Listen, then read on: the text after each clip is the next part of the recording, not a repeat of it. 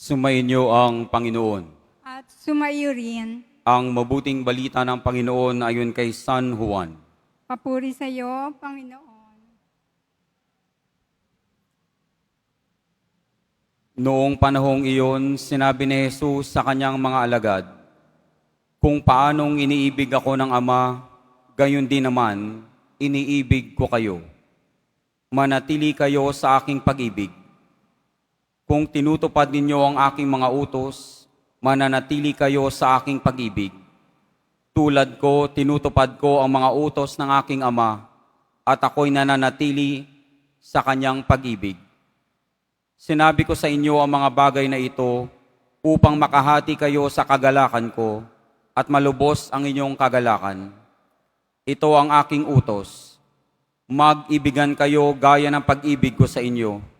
Walang pag-ibig na hihigit pa sa pag-ibig ng isang taong nag-aalay ng kanyang buhay para sa kanyang mga kaibigan.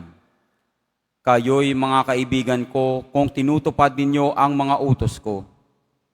Hindi ko na kayo inaaring alipin, sapagkat hindi alam ng alipin ang ginagawa ng kanyang Panginoon.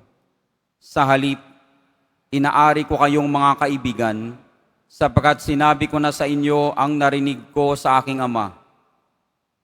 Hindi kayo ang pumili sa akin, ako ang pumili at humirang sa inyo, upang kayo'y humayo at mamunga, at manatili ang inyong bunga. Sa gayon, ang anumang hingi ninyo sa Ama sa aking pangalan ay ipagkakaloob sa inyo. Ito ang iniuutos ko sa inyo, mag-ibigan kayo." Mga kapatid, ang mabuting balita ng ating kaligtasan. Pinupuri ka namin, Panginoong Hesukristo.